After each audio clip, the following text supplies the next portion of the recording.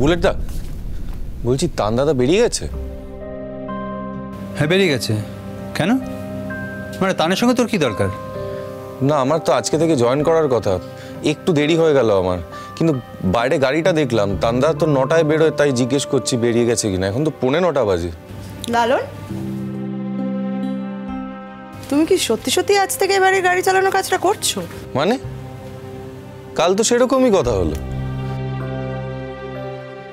তান দাদা তো বেরিয়ে গেছে, আপনাদের কারোর যদি কাজে লাগে তাহলে বলবেন, আমি বাইরে গাড়িতে অপেক্ষা করছি। তুমি তো এখন বাড়ির জামাই লালন, তুমি গাড়িতে গরমে বসতে যাবে কেন? তুমি ঘরেই এসে বসো, এখানেই থাকো। ছোট ঠাকুরপো, এই না।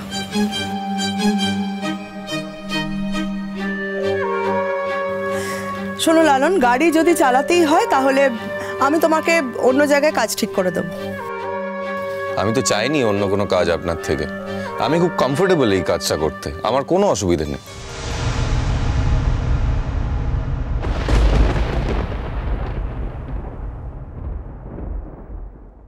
বলছি আমি তো তৈরি হয়ে গেছি। খুব ভালো। লালন, তুই খুব ভালো সময় এসেছিস, চল বেরোবো আমরা একবার, ফুলচুরিকে নিয়ে বেরোতে হবে, রেডি হয়ে নে। বুলেট, আমি যাবো। বৌদি কি ভেবেছো কি তুমি? আমার জামাইকে ড্রাইভার সাজিয়ে তুমি গাড়ি চালানো করাচ্ছ, আর সেই গাড়িতে চড়ে তুমি আর ফুলঝুরি ঘুরতে বেরোবে? তুমি বোধহয় ভুলে যাচ্ছ বুলেট, গাড়িটা আমার ছেলের। সেটা আমি ওর সাথে কথা বলে নেবো, তুমি এটা নিয়ে মাথা ঘামিও না প্লিজ।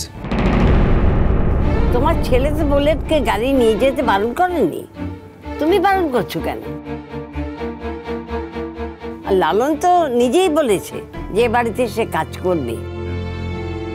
জামাই যদি নিজেই বলে এ বাড়িতে কাজ করব, তাতে তোমার কি বলার আছে? তান তো ওকে বসিয়ে রেখে আরেকজন ড্রাইভার রাখতে পারবে না, সেটা কি সম্ভব? ও বড় মামি, একটু বোঝাও না গো। বলছি শোনো না, আমরা বাসে করে চলে যাই।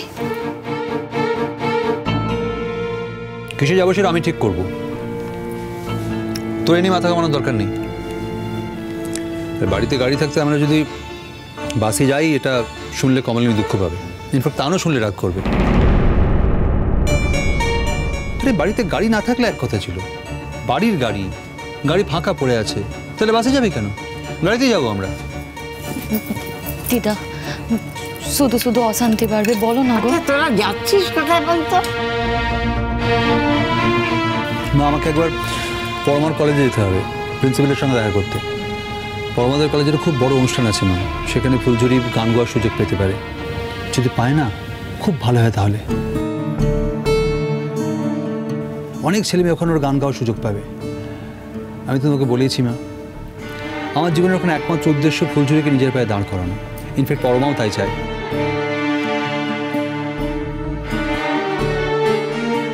ঠিক আছে বুলেট দা, তোমরা এসো, আমি গাড়িতে অপেক্ষা করছি। গাড়িতে বসার দরকার নেই লালন, তুমি ভেতরেই বসো। এই তো ছোট ঠাকুরপোর খাওয়া প্রায় হয়েই এসেছে, এক্ষুনি বেরিয়ে যাবে, ততক্ষণ ভেতরেই বসো। তুমি যে এখানে এসেছো সেটা চড়ুই জানে? হ্যাঁ, চড়ুই জানে আমি আমার কাজে এসেছি। আপনি না আপনার মেয়েকে একটা কথা বলে দেবেন, আমার মায়ের বয়স হয়েছে তো, ও আমাদের বাড়িতে বউ হিসেবে গেছে, কাজেই এবার থেকে ওকে সমস্ত দায় দায়িত্ব নিতে হবে। আমি বেরোনোর সময় দেখলাম আপনার মেয়ে বসে বসে নীল পলিশ পড়ছে আর আমার মা কাজ করে মরছে। এটা কিন্তু আমি অ্যালাউ করবো না, বারণ করে এসেছি আমি ওকে। আপনি আপনার মেয়েকে একটু বুঝিয়ে দেবেন যে ও জেনে শুনে একটা গরিবের ঘরে বিয়ে করে গেছে। দেখুন, আমাদের আলাদা করে রান্নার লোক রাখার সামর্থ্য নেই, কাজেই আমার মা যদি রান্না করে তাহলে ওকেও রান্না করতে হবে।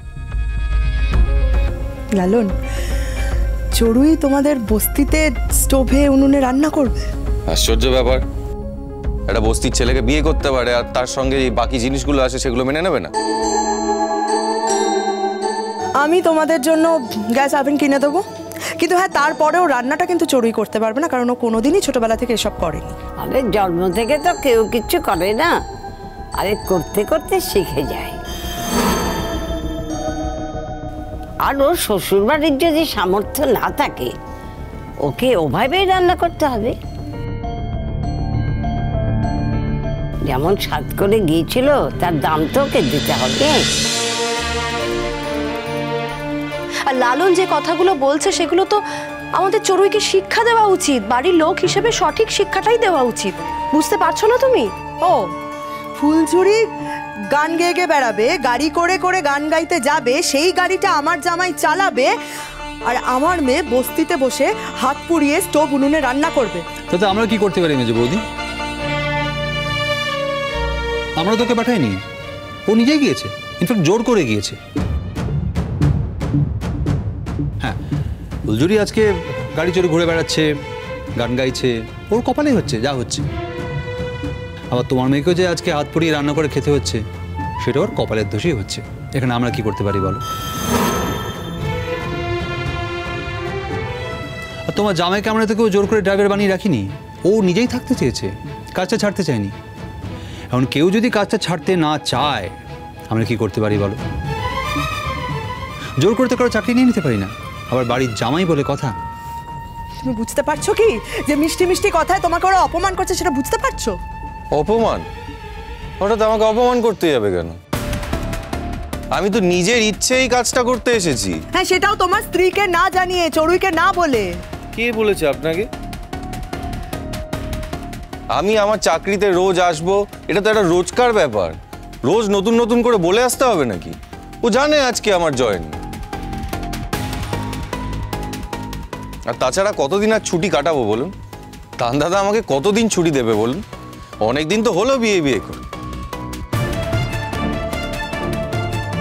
বলছি, ওই ওভেন, গ্যাস এগুলো দয়া করে আমার বাড়িতে পাঠাবেন।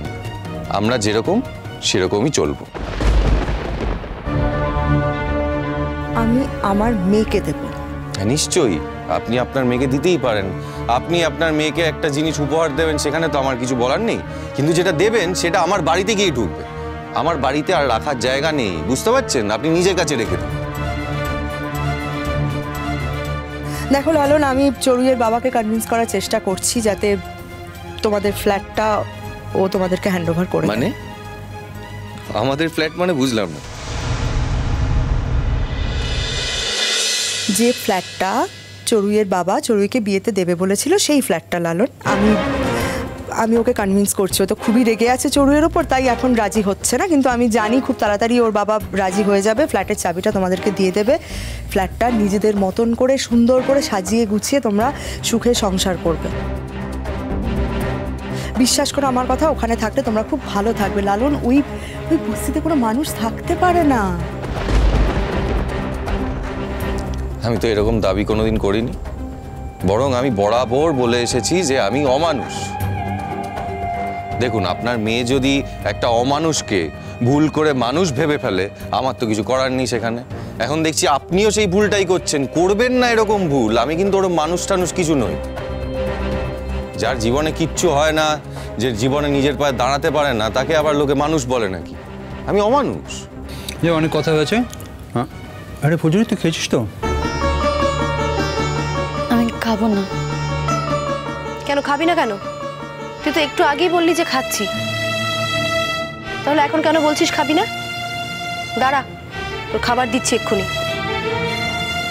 বড় মামি, আমি ফিরে এসে খাবো। হ্যাঁ, ফিরে এসে খাবো।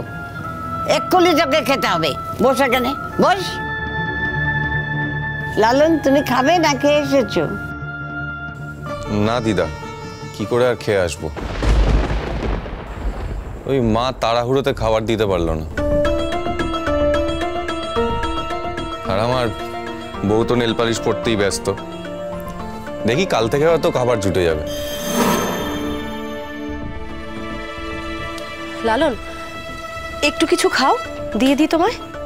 না বড় মামি, এমনিতেই এতগুলো টাকা মাইনে দিয়ে আমাকে রেখেছো, আমাকে আবার খাবার দাবার দিয়ে টাকা নষ্ট করো না। আমি গাড়িতে আছি, তোমাদের হয়ে গেলে চলে এসো। মনোকর